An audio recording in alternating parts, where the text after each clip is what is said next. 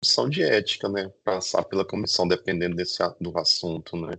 Se for assunto sensível, população vulnerável, sim. Assim, pela CONEP, né, Conselho Nacional de Ética em Pesquisa, toda pesquisa que tem entrevista e questionário tem que passar pelo Comitê de Ética, né? Mas aí é aquilo que eu comentei com vocês, né? Se a gente fosse passar todas as pesquisas de graduação, pós-graduação, PIBIC, doutorado e mestrado, o Comitê de Ética travaria, não teria condição, porque são professores que são voluntários e você não tem uma mão de obra ali à disposição para fazer os pareceres, né? Então, a minha decisão tem sido, né, falando bem de forma operacional e prática para vocês, quando eu estou orientando graduação, eu não passo no comitê de ética, não tem como, porque eles têm um ano para fazer, não tem condição. Ficar 3 meses no comitê de ética já era, né? Mestrado, se for um assunto sensível à população vulnerável, ou fizer experimentos, porque tem alguns experimentos de marketing, por exemplo, a gente passa, né? Mas sob o risco de ter que atrasar ou a pessoa não ter tanto tempo para coleta de dados e ter que condensar ali, né, a etapa. Quando é doutorado, independentemente do assunto, eu passo, né? Tenho passado todos do doutorado. Agora sim, se vocês forem fazer uma pesquisa que ele por exemplo, assédio, eu não lembro se era a Amanda que ia fazer sobre assédio moral, saúde mental, tem que passar, Amanda, não tem jeito, né? Vai envolver pessoas que sofreram assédio, pessoas que tiveram afastamento por problemas de saúde, dependentes químicos, enfim, tem que passar, não tem, mulheres que sofreram violência, população indígena, quilombola, né? Tem que passar, não tem jeito, né? E aí tentar alinhar o cronograma com base nisso, né?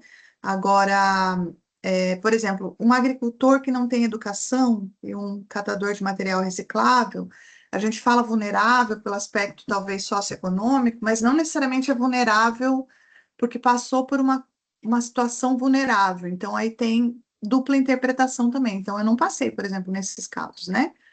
Agora, a gente teve um outro caso que a gente estuda o desastre da Braskem aqui em Maceió, né? Da extração de sal-gema. E a gente aplicou questionário e fez entrevista com as vítimas. E aí são vítimas de um desastre. Isso é uma população claramente vulnerável. Aí a gente passou no comitê de ética, né? Então, assim, tudo depende, né? Se não passar, aí vocês têm que ter os cuidados, né? Seguir lá as resoluções do CONEP com relação a direitos dos participantes, sigilo, anonimato, proteção.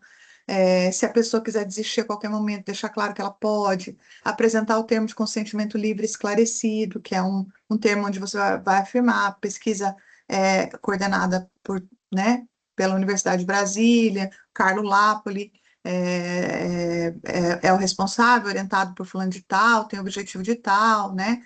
Os direitos dos participantes foram seguidos dessa e dessa forma, né? Se quiser desistir a qualquer momento, se sentir constrangido, pode não responder, enfim, né? Tem que fazer toda aquela documentação e pegar a assinatura ou a concordância verbal da pessoa, né?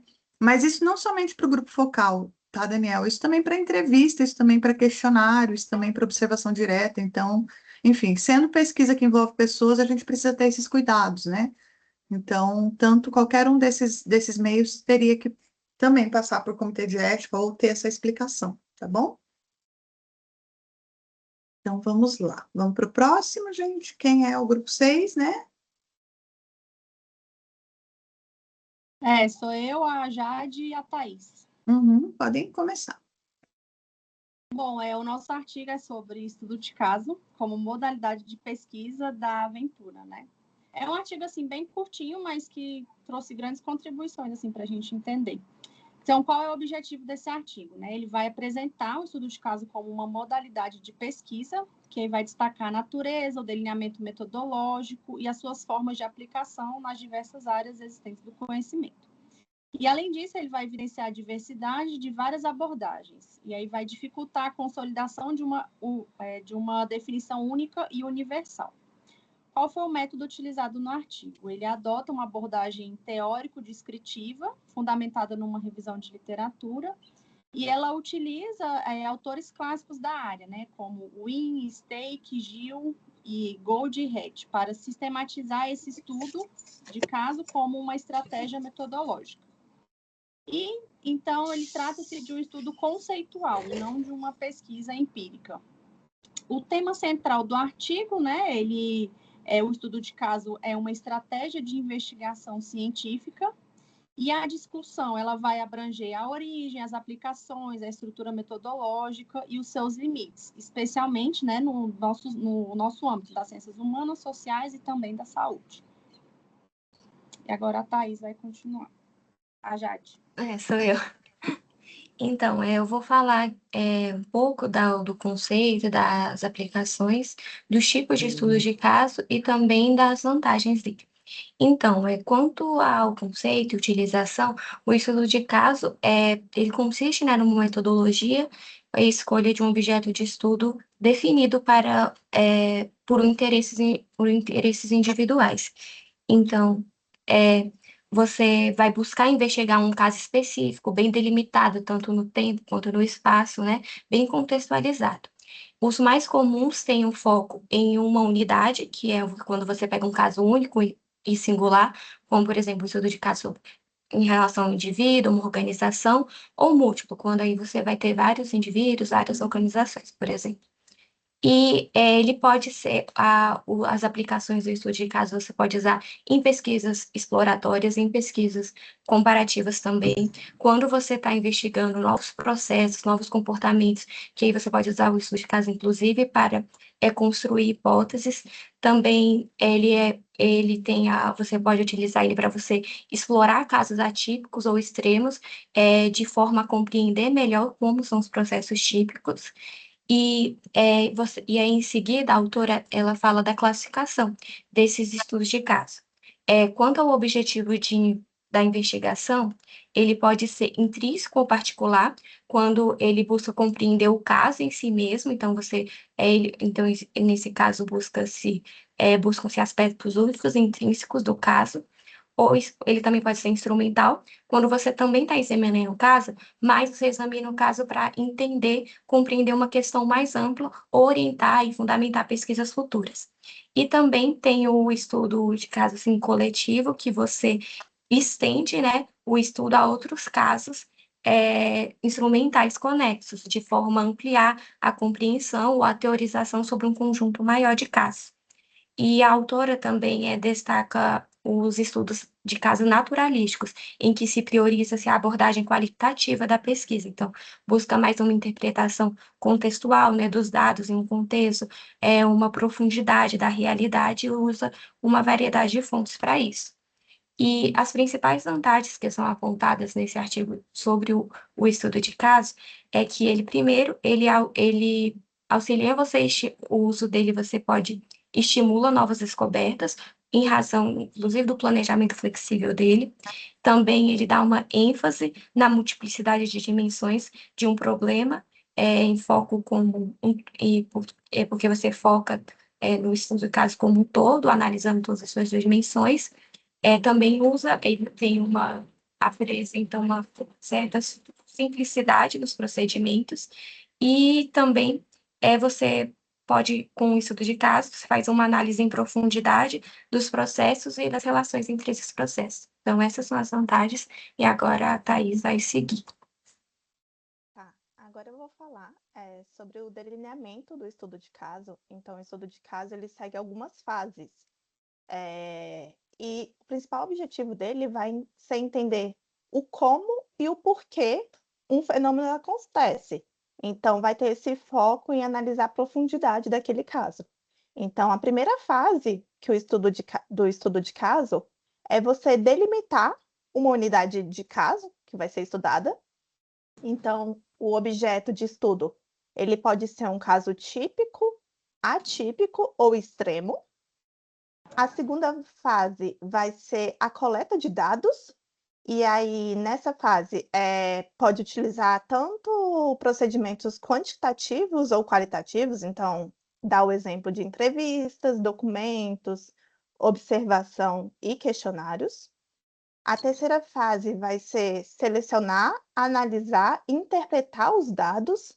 Então, é muito importante nessa fase você escolher dados relevantes para serem analisados, usar também um referencial teórico para embasar suas análises e também tomar cuidado com os vieses. E a quarta etapa é a elaboração de relatórios parciais e finais. Então, são nesses relatórios que vão estar contidos os resultados, né, do estudo de caso, e também descrever tudo o que aconteceu. Então, como os dados foram coletados, qual foi a teoria que embasou. O estudo de caso ele também tem algumas limitações. Eu acho que o principal dele é a questão da dificuldade de generalizar os resultados, né, para outros casos, mas também tem a limitação dos vieses do pesquisador. Então, a gente já falou anteriormente, outro grupo também tem esse viés, e também depende muito da qualidade dos dados que vão ser coletados. Então, essas são as principais limitações. E a autora, ela conclui o artigo falando que o estudo de caso ele vai ser importante para compreender, então, esse fenômeno complexo e que é muito contextualizado, e que para isso vai precisar seguir todo aquele rigor científico, então aquelas fases que ela descreveu. Tem que ter muita clareza no objeto que você está analisando, e também tomar cuidado com as interpretações que vão ser feitas, e a principal parte que é a generalização dos resultados. Então, o nosso artigo foi muito pequeno, só tem 4 páginas, então é isso. Excelente, vamos bater palminhas também. Parabéns, meninas. Apesar de ser curto, vocês trouxeram bastante informação. Então, assim, o estudo de caso, ele é considerado um procedimento técnico, né? O survey também é considerado um procedimento técnico. O estudo de caso é essencialmente qualitativo quando vocês querem fazer uma pesquisa que tem uma ou poucas unidades de observação. Então, tem que estabelecer o locus da pesquisa, né? Essa unidade de observação, ela pode ser uma empresa, pode ser um projeto, pode ser um setor, pode ser uma pessoa, pode ser um grupo, né? Enfim, existem todas essas possibilidades.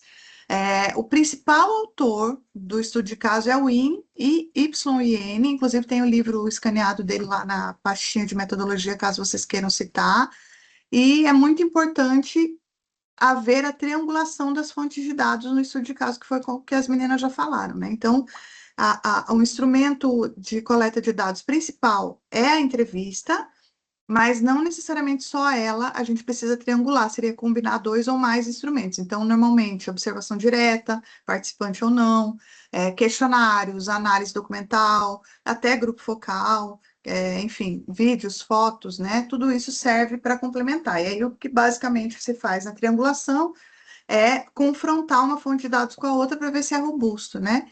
E é importante se estabelecer um protocolo, né, para esse estudo de caso, né? Porque tem muita crítica, né, com relação ao estudo de caso, porque fala que ele é a observação de poucas unidades e que daí você não pode generalizar. Isso é um problema, vocês já devem ter percebido, é um problema não, uma limitação, que não necessariamente é um problema, de todos os métodos que são qualitativos, né? Você não pode generalizar. Você não pode generalizar porque você, né, não vai ter uma quantidade de observações suficientemente grande para poder generalizar. Mas nem mesmo o survey, que é uma abordagem mais quantitativa, se não for uma amostragem probabilística, você não pode generalizar. Então, né? E essa questão de não generalizar também é contestável, porque coloca a possibilidade, se você faz estudo de múltiplos casos, de você generalizar para aqueles casos que são homogêneos. Então, por exemplo, você vai estudar empresas de transporte por aplicativo. Aí você pega Uber, 99, InDriver, tem um que é Lady, alguma coisa, enfim, você pega essas várias empresas de transporte por aplicativo, e em todas você observa uma certa homogeneidade, tanto em termos de características da força de trabalho, características até mesmo dos usuários, forma que seria o aplicativo em si, né, de contratação e etc. E você, analisando as mesmas percepções em vários casos que são homogêneos, você consegue generalizar, entendeu? Consegue construir algumas generalizações, mas é generalização qualitativa, não é a quantitativa que provém da estatística, né? Então, existe uma série até de resistência de pesquisadores em aceitarem a generalização do estudo de caso, mas há essa possibilidade. Quem for fazer, eu acho que muitos de vocês vão fazer também, porque vocês vão estudar CAPES, né? Um setor, ou uma política, ou, né? Aí eu recomendo que vocês assistam um vídeo que eu gravei dando uma aula bem completa sobre estudo de caso que está no YouTube do Geologs. Acho que até coloquei o link lá naquele documento. Recomendo que vocês assistam para ver especificamente detalhes sobre essa metodologia, mas eu imagino que muitos de vocês vão usar, né? Então é bom vocês ficarem de olho para esse procedimento também e se aprofundar caso necessário, né?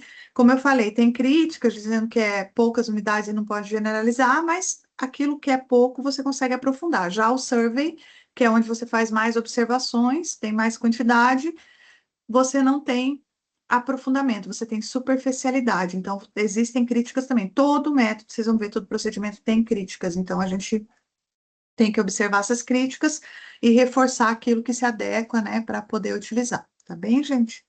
Vamos para o próximo, grupo 7.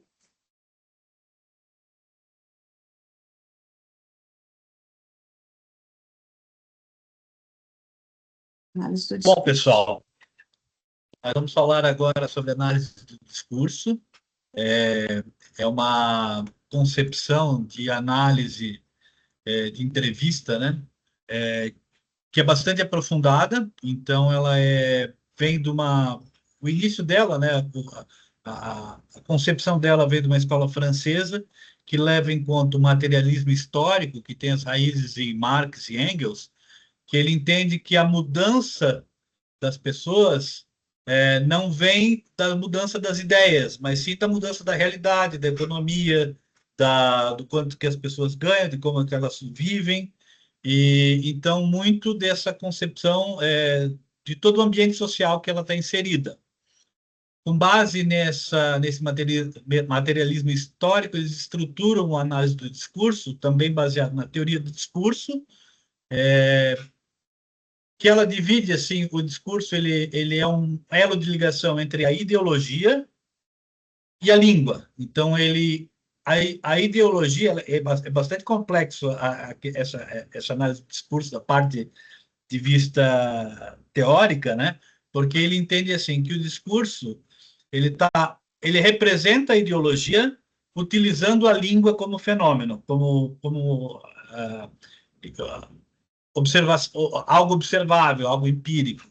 Então, aí vem o outro ponto, que é a linguística, né? Então, que é uma ferramenta de interpretar a língua para se revelar a ideologia através da análise do discurso. E, em razão dessa construção social da análise, a gente pode notar que a análise do discurso ela é bastante vertical. O que isso quer dizer? Que ela é aprofundada, então ela desce a uma profundidade do indivíduo, não só do conteúdo que ele expressa, mas da realidade que ele está inserida. Então, quando você vai analisar o discurso de uma pessoa, você vai analisar em que condições sociais essa pessoa está, qual a origem dela, qual a época dela, qual o conteúdo ao redor dela que influencia nas ideias que ela pretende transmitir. E a análise do discurso, como um fenômeno da língua, ele também não é só sobre o que é dito, mas também sobre o que não é dito e da maneira que é dito. Um exemplo que a gente pode colocar, que a análise do discurso a gente pode colocar em profundidade, né? Por exemplo, se alguém vai entrevistar uma pessoa simplória, talvez um camponês, e a pessoa vai conversar, nós vai fazer, nós, com a linguagem muito simplória, quase que semi-analfabeta, isso vai ter uma realidade que vai ser apresentada, né? Isso a gente vai conseguir extrair dali que é uma pessoa simples, que é uma pessoa que não teve acesso ao estudo, que ela tem determinada condição social, às vezes de isolamento, de falta de acesso.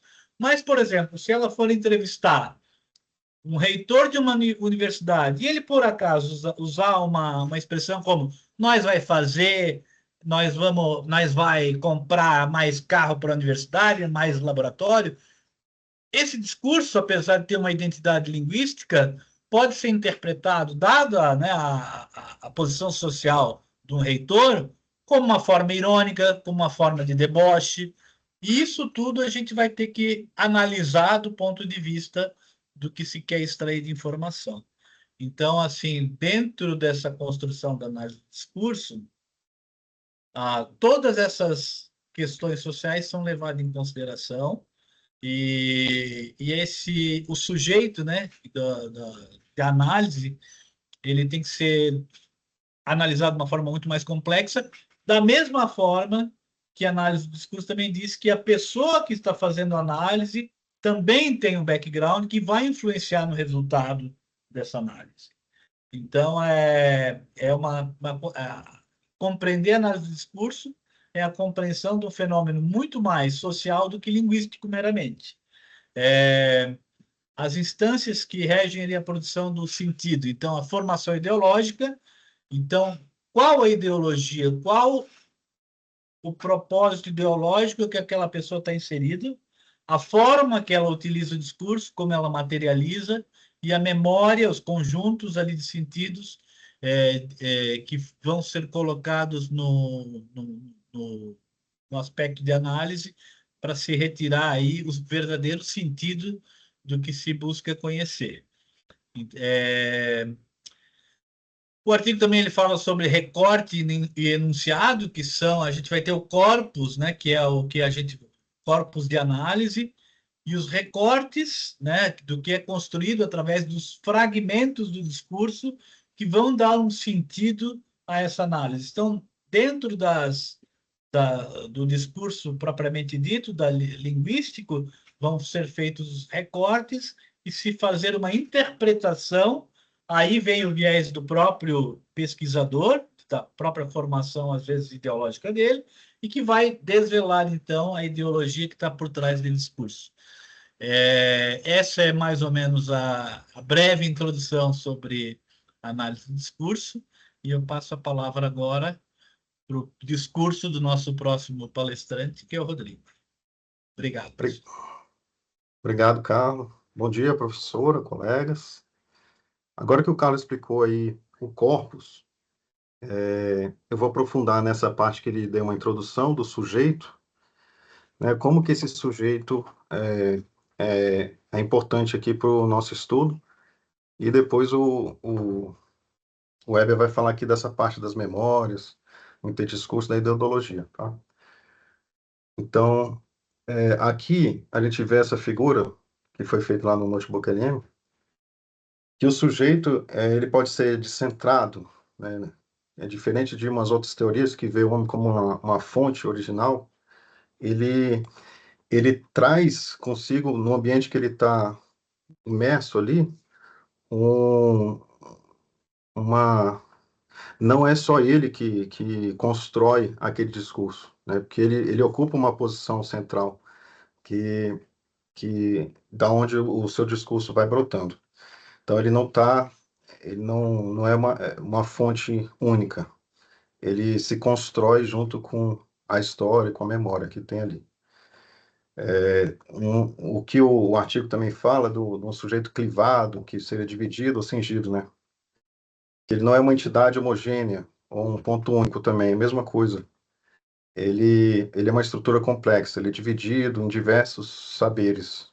E aí ele fala uma questão meio freudiana lá dos conscientes e inconscientes, aquilo que ele realmente sabe, aquilo que ele está no subconsciente ou inconsciente. Então ela é provocada pela interação desse inconsciente que subverte lá a ilusão do eu unitário.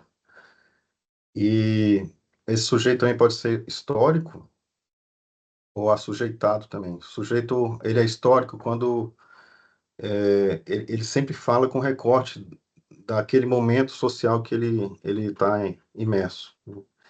E ele é sujeitado porque é interpelado ou chamado por uma ideologia. Ali no texto a gente vê uma citação que eles dizem que um sujeito sem ideologia meio que não é um sujeito. Então ele sempre representa uma ideologia quando ele fala. Então ele é produtor então desses dizeres da sua época, da onde ele está imerso. E um sujeito polifônico. Essa natureza polifônica dele funciona como essas vozes significa que quando ele fala, outras vozes também estão falando. Então, a gente vê na figura essa representação de que o sujeito nunca é único, ele representa um contexto que ele está inserido, né? E tudo aquilo que ele externaliza pode ser recebido de milhares de formas também pelo outro, né? Então, a análise do discurso vai olhar para o sujeito e vai pensar quem é esse sujeito e para quem ele diz. Hoje, na política, a gente sempre pensa assim, né? Mas quem disse isso? Ah, foi ele para que contexto? Para aquele contexto. E para aquelas pessoas. Ou, né? E quando esse discurso foi produzido? Ah, foi em 2018. Não, foi em 2022. Não, foi agora, depois pós-pandemia. Então, tem que ter sempre um contexto do que foi dito, quando foi dito e tal. E qual foi o objetivo daquela fala dele. Então, o conceito é o lugar social que o indivíduo está inserido ali. Passando aqui agora já para o contexto dos efeitos de sentido, a gente percebe que aqui mais para baixo tem os efeitos pretendidos e os efeitos produzidos. Porque você tem uma intenção na sua fala. Então, você pretende dizer alguma coisa dentro de todo esse contexto. E quando um interlocutor recebe a mensagem, ele também está imerso naquelas paradigmas que ele tem, e ele vai primeiro pensar quem é esse cara que está falando comigo, por que que ele quer me dizer isso, e aí ele vai interpretar e vai gerar um outro sentido, que vai ser os efeitos produzidos. Então, o discurso ele se materializa nesse meio entre o que é dito e o que é percebido e o que é interpretado pelo meu interlocutor. Então, passamos agora aí para o nosso apresentador terceiro, que é o Weber. Ele vai falar então da memória, a ideologia. Bom dia, pessoal. Bom dia, professora. Agora que a gente já entendeu, né, como que o sujeito se posiciona, como que o contexto vai moldar aí a forma de dizer, a gente precisa entender e olhar para o que sustenta, né, quais são as bases que sustentam esses sentidos aí que os colegas já mencionaram. Segundo o texto, seria a memória de estruturas ideológicas que vão governar o que pode ou não pode ser dito, né? Para que um sentido seja produzido hoje, segundo o texto, ele precisa de uma base que veio antes. Então, na análise do discurso, a gente chama isso de memória discursiva ou interdiscurso. Ou seja, nada do que nós dizemos é estritamente nosso ou é original. O que nós falamos é uma mera construção histórica e social, atravessada aí por dizeres alheios, né, que vão nos influenciar o tempo todo. Então, se trata de um conceito pré-construído. São significações que já foram produzidas antes e vão reaparecer no nosso discurso atual, né? Mas a pergunta que se faz, né, se nós repetimos sentidos pré-existentes, por que a gente tem a sensação de que somos donos da nossa fala sempre? E aí o artigo vai explicar isso através de dois esquecimentos. Então, o esquecimento ideológico e o esquecimento enunciativo. O esquecimento ideológico vai nos dar a ilusão de que nós somos a fonte original do sentido. Ou seja, o sujeito vai esquecer que o que ele está dizendo já foi dito e ele pensa que ele é que é o criador do discurso. E o esquecimento enunciativo ocorre quando a gente escolhe uma palavra em vez da outra. E aí a gente tem a ilusão de que aquela palavra que nós escolhemos é a única possível e que ela transmite exatamente o que nós estamos querendo dizer, e aí a gente acaba ignorando todas as outras possibilidades de sentido, né? O texto também traz o conceito de formações ideológicas e formações discursivas. São sentidos organizados em estruturas que só para explicar, as formações ideológicas representam um conjunto de ideologias e modos de pensar de uma época que determina o que se pode e o que se deve pensar, enquanto as formações discursivas elas materializam esse pensamento, ou seja, são o conjunto de discursos que determinam o que se pode e deve dizer em um certo contexto histórico. Ou seja, a formação discursiva é o modo como a ideologia toma corpo ou se materializa na linguagem, né? E para fechar, como que a gente coloca isso em prática, né? Segundo o artigo, o analista vai trabalhar com a sequência discursiva, que é o recorte material, onde vai ser possível observar essas formações em ação. Então, a gente precisa entender que o analista de discurso ele nunca vai ser neutro. Ele é um sujeito também assujeitado, de certa forma, pela história e pela ideologia. Então, o papel dele não é só descrever o texto. Ele acaba assumindo uma posição, ele constrói um observatório próprio, né? E reconhece as redes de memória para justificar as afirmações dele e dar consistência à análise. Está aí na tela de vocês, né? Os pilares que sustentam a metodologia, e a gente vai perceber, por fim, que a análise do discurso é um campo bem complexo, né, onde língua, história, contexto, sujeito, isso tudo se cruza, acaba se entrelaçando para revelar que o sentido ele vai estar sempre em movimento. Fazendo uma rápida crítica aqui, pelo menos do que eu percebi do texto, me pareceu que é um texto mais expositivo do que analítico, né? Você tem muitos conceitos de análise do discurso, mas você não acha muita, pelo menos no artigo, você não acha muita aplicação assim em concreto, em corpos concreto.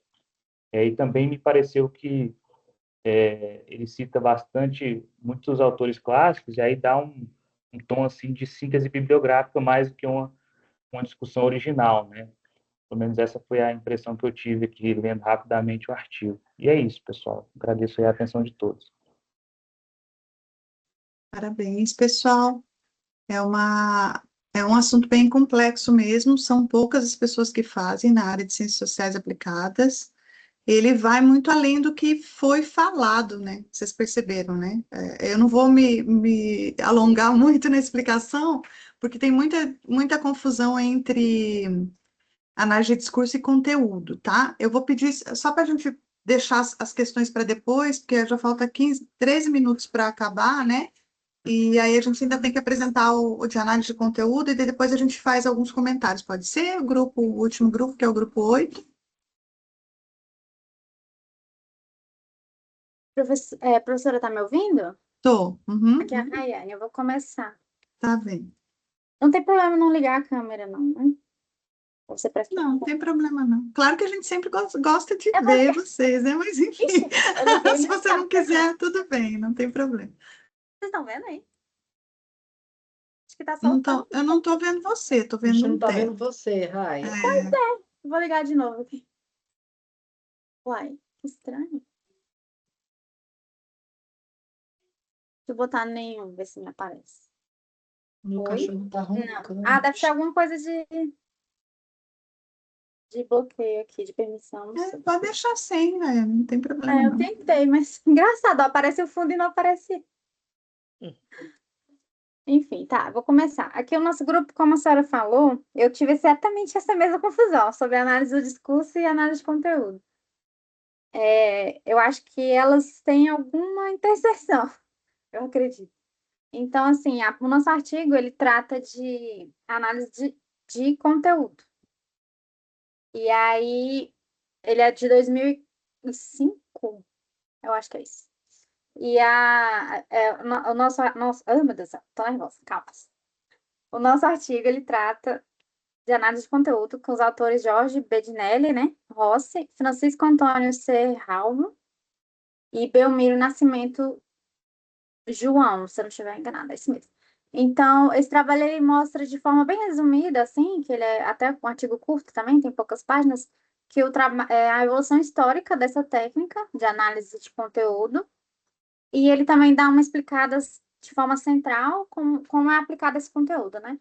Então, a análise de conteúdo, ela é uma transição entre uma ferramenta puramente estatística, que ele chama, né, e quantitativa, que é focar no componente óbvio e na descrição visível. O que seria essa descrição visível, né? É exatamente o que está escrito, é como se fosse, estrito sensu, a palavra que está lá, né? A palavra utilizada. Você não está olhando outras nuances do discurso, aquela questão que o colega relatou no outro artigo aí, a questão de linguagem corporal, ou o que a pessoa não disse, ou quis dizer, enfim, essas outras nuances. Ele ele fala que a análise de conteúdo é essa transição entre a análise puramente quantitativa para uma ferramenta interpretativa e qualitativa, focada nesses significados ocultos ou um conteúdo latente ali, né? Até a professora citou em outras aulas também aquela pausa, né, para falar, até uma forma assim do discurso que você pode analisar de forma mais subjetiva. Então, assim, a análise de conteúdo, ela combina essas duas coisas, uma análise quantitativa com uma análise qualitativa. E o foco desse artigo é introduzir as definições e essas estratégias aplicadas, né, como uma forma de metodologia e um guia para pesquisadores terem como inferência válida e objetiva para aplicar esse assunto, né? Então, o artigo trata disso. Aí, de forma bem rápida, que eu vou passar para o colega, para o Felipe. Felipe, tá aí? Estou aqui. Ah, então Bom tá. dia a todos, quase boa tarde já. Então, assim, no capítulo 2, o autor, ele faz uma revisão da literatura e ele traz alguns conceitos relacionados à análise de conteúdo. Ele começa ali, introduzindo, falando sobre a origem, né, moderna, como a gente conhece hoje, que foi ali na Segunda Guerra Mundial, que os Estados Unidos, né, usou para analisar a propaganda política, enfim, dos inimigos. E, e como a Rayane falou, a análise de conteúdo ela pode ser ou qualitativa, e pode ser quantitativa também. Então, quando a gente está tratando de análise quantitativa, aí ela pode ser conceitual ou relacional. São os dois grandes grupos que a gente pode dividir. A análise conceitual, ela está relacionada à frequência daqueles termos que a gente quer identificar. Então, a gente vai contar quantas vezes aquele termo apareceu no texto. Um exemplo, por exemplo, a gente poderia analisar um conteúdo, um relatório de duas marcas algum produto e tentar identificar termos ali, por exemplo, sustentabilidade e lucro, por exemplo, e para ver ali qual a prioridade, né, o objetivo de cada marca, enfim. Já a análise relacional, ela vai um pouco além disso, ela quer examinar ali como dois conceitos ou mais se conectam. Por exemplo, se a gente pegar aqui um consumidor sei lá, de algum produto, de um carro, sei lá, ao analisar a palavra preço, nem sempre é, é, é, o preço ele ele significa somente aquele valor monetário, mas ele pode estar ligado ao status que, que aquele bem traz por aquele valor que foi pago.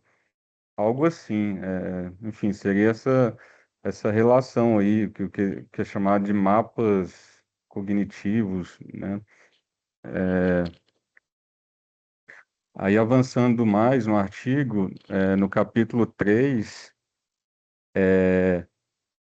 o, os autores eles citam o Krippendorff, que em 1980 ele sugeriu 6 questões que devem ser respondidas em toda análise de conteúdo, que seriam qual dado analisar, como são definidos, qual a população de onde os dados serão extraídos, qual o texto relativo a que os dados serão analisados, quais são os limites da análise e qual é o objetivo é, das inferências que serão feitas, né? E então, no capítulo 3 é abordada aí a importância também da categorização, que ela deve seguir 3 regras básicas, que é a exclusividade mútua, que um dado ele não pode ser classificado em duas categorias ao mesmo tempo. A outra, a gente tem que observar também a exaustividade, né? Porque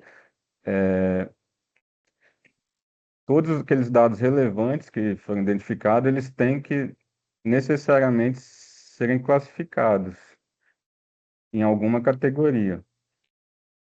E a última regra aí que tem que ser observada é a confiabilidade, que está relacionada a outro pesquisador, né, que for, enfim, utilizar aquilo ali como base, se ele utilizar as mesmas regras, ele deve chegar ao mesmo resultado. Ainda sobre a codificação,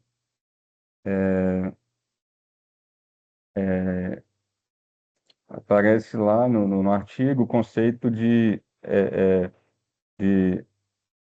de a priori e emergente. Então, assim, a priori são quando as categorias são criadas antes da leitura, ou seja, baseada numa teoria existente. E a emergente é quando as categorias surgem no decorrer da leitura ali dos dados. Enfim, às vezes você recebeu feedback de clientes, por exemplo, e ali você observou que houve uma crítica que foi recorrente, que não era algo não previsto. Então, você vai criar uma nova categoria com base naqueles dados que você está analisando. E aí, avançando mais um pouco, no capítulo 4,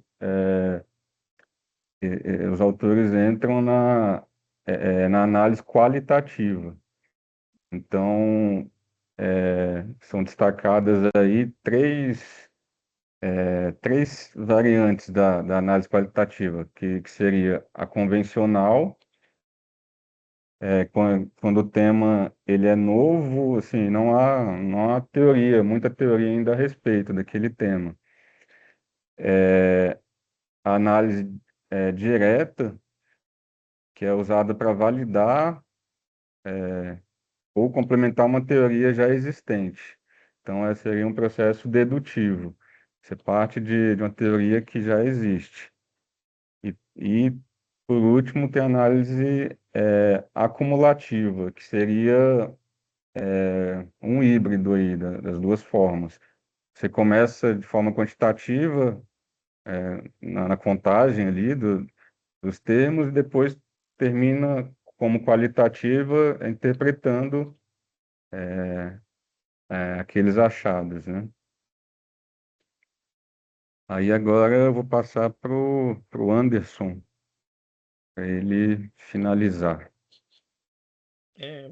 A gente tem nesse assunto, né, igual a Rayane falou, né, as questões lá de discurso, elas às vezes a gente pensa nelas aqui, né? Mas analisando o conteúdo, a principal crítica é sobre a viabilidade mesmo de utilizar esse método, né, de análise de conteúdo, porque ele exige um rigor extremo.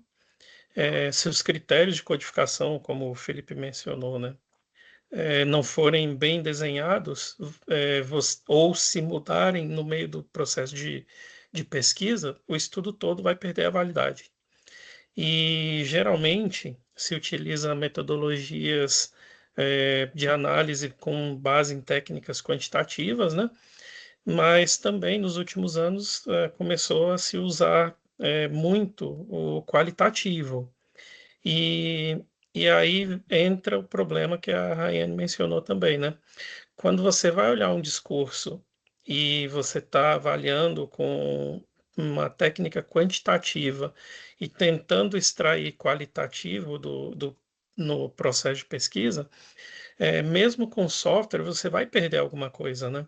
Então, um exemplo, a análise de emoções, você vê afetivamente o que aquilo existe lá no texto, vai depender de de partes bem subjetivas, de avaliação do contexto onde foi falado, do contexto da história, do cenário onde aquilo foi falado, de quem está falando, né? E isso pode mudar toda a avaliação que você estava construindo ali. Um exemplo, um candidato à presidência, ele vai falar sobre a saúde, e vai ter lá no discurso dele, muitas vezes, a menção de que a saúde é cara, mas ele vai falar muitas vezes que ele vai fazer assistência médica para todos. Então, como que você vai interpretar aquilo? Ele está falando que é caro, por isso que no fim, se ele não fizer, está tudo bem? Ou ele vai falar que é caro, por isso é uma bandeira importante, ele tem que ser eleito para fazer saúde para todos. Então, tem essa dificuldade aí, né? E dependendo de como você codificou lá, por exemplo, a quantidade de vezes que a palavra caro ou assistência aparece, pode apontar para um lado ou para o outro, né? E também, ao final do projeto aí, quando você está avaliando lá aquele conteúdo, você tem que tirar uma conclusão e, se for possível, generalizar, né? Aí você entra em muitos outros critérios que vão somar ali para dar uma parte bem dificultosa mesmo. E até por isso que tem muita gente que prefere não usar. Parece legal, muito bom, ajudaria, mas no fim a dificuldade ela atrapalha, né?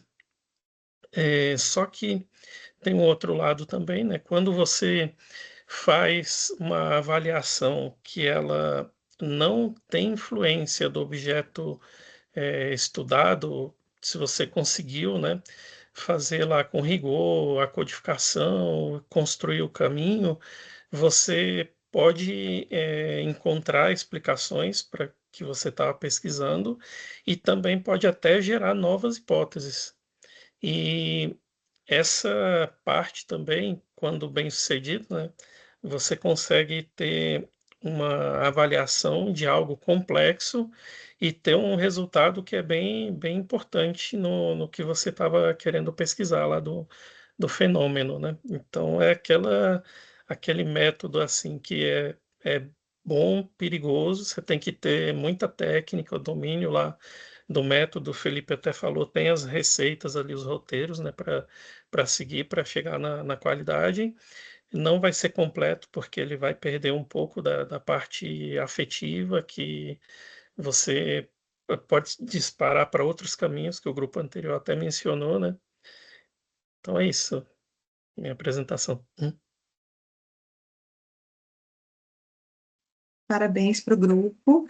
Gente, para não alongar muito, né, que já deu nosso horário, mas assim, a principal diferença entre análise de conteúdo e discurso é que a análise de conteúdo, ela se limita à análise do texto. Então, assim, não tem muito para onde vocês correrem se vocês forem fazer pesquisa qualitativa, ou vai ter que fazer análise do discurso ou análise de conteúdo. E 90% das análises qualitativas são de discurso, de conteúdo, desculpem. Então, por exemplo, quem faz entrevista, análise documental e tem textos, acaba caindo na análise de conteúdo. Mas isso que o Anderson comentou é porque, assim, muita gente faz errado, né? Ela é uma técnica de análise de dados, como análise de discurso também é uma técnica de análise de dados, né? Elas são potencialmente adequadas para análise de dados qualitativos, né? A gente não tem muito para onde correr, como eu falei, né? Ainda teria a ground theory também, que é mais difícil ainda, a gente nem acabou que ninguém pegou esse artigo. Mas, assim, desde que vocês façam as etapas e sigam o protocolo, né, ela é complexa, lógico, para que você faça de forma adequada, mas ela também não é um bicho de 7 cabeças, é possível de ser feita e não tem muito para onde correr. Então, ela tem essa característica de usar um pouco de análise estatística para análise de frequência de termos, né, e também análise qualitativa, que é a pré-seleção, a categorização, que pode ser a priori, posteriori ou emergente, né, e tem que seguir realmente, cada método tem que ser seguido ali as suas especificidades. Já a análise de discurso vai além, né, do texto, então, assim, a meu ver, eu uso mais análise de conteúdo, né? Eu já acho análise de discurso, assim, outro nível, né? Eu acho que eu não sou capaz de fazer análise de discurso. Precisaria de um especialista aí da área da psicologia, enfim, né? Para conseguir captar algumas informações. Mas são duas técnicas que, para quem vai fazer análise qualitativa, acho que são bem importantes. Para quem vai fazer análise quant, acaba não fugindo da estatística nas suas mais diversas variedades, né? Aí a gente vai ter análise fatorial, análise multivariada, equações estruturais, a análise descritiva, que é inferencial, enfim, né? E aí tem procedimento estatístico para ser seguido, né? Mas eu acho que já deu para vocês terem uma noção, né, assim, básica dos métodos, identificando qual vocês vão usar agora, o que vocês têm que fazer? Tem que se aprofundar. Eu sei que vocês tiveram outras disciplinas, né? Métodos qualitativos e métodos inferenciais também, quantitativos, então já tem como ter uma noção, né? Mas aí, quando vocês forem de fato aplicar, aí a gente tem que se aprofundar mais, porque realmente o conteúdo das disciplinas não é suficiente, não basta, né? Então, aí, se vocês quiserem ajuda aí para se aprofundar, podem solicitar, tá bom? Gente, por hoje é isso. Então, Professora, vamos rapidinho. encerrar. Pode A falar. gente não falou de design science research, Também né? não, também não. Aí seria, para quem tiver interesse, pode ler o artigo, né? Para design science, não foi falado de validação de escala, não foi falado de ground theory, até mesmo por conta da limitação de participantes, mas vocês podem dar uma olhada nos artigos depois, né? Tá bom? Tá bom. E qualquer Eu e coisa, se o vocês Anderson tiverem vamos algum fazer. outro método que não tenha sido colocado na pasta e vocês quiserem, mandem mensagem que eu arranjo o artigo para vocês, tá bom? Eu arranjo leitura para vocês. É só pedir que eu arranjo tarefa para vocês. Chega, professora, chega. Tá bom. Agora vocês vão ficar uma semaninha de folga de mim. Eu desejo um bom final de semana, um bom descanso e bom trabalho, que eu sei que vocês vão estar trabalhando na revisão da literatura e outras coisas mais, né? Bom feriado do Dia do Trabalhador, né? E a Gostei gente do se vê. conceito Vai de estar de folga da folga. senhora, Folga professora. A de gente vai estar de folga, pós-graduando, mas né? a gente vai estar Folga lembrando de bem de Não você. existe, pós-graduando. professora. Quem disse que pós-graduando tem folga, minha gente?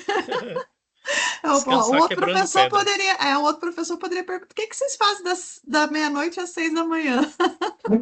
É bem por aí. Mas assim, descansem na medida do possível, né? Mas eu sei que vocês vão trabalhar também, então bom trabalho e aproveitem esses dias livres, né? E a gente se vê para a nossa última aula dia 9, tá, gente? Dia 9/5, que vai ser a nossa última aula, que vocês vão apresentar a pesquisa de vocês, mas eu mando por escrito lá no grupo certinho para relembrar, tá bem? Um abraço, pessoal. Bom final de semana. Até mais. Parar a Tchau, gravação tchau. aqui. Tchau, Obrigada. Tchau, pessoal. Tchau, Até gente. breve. Bom Bom descanso. final de semana. Tchauzinho.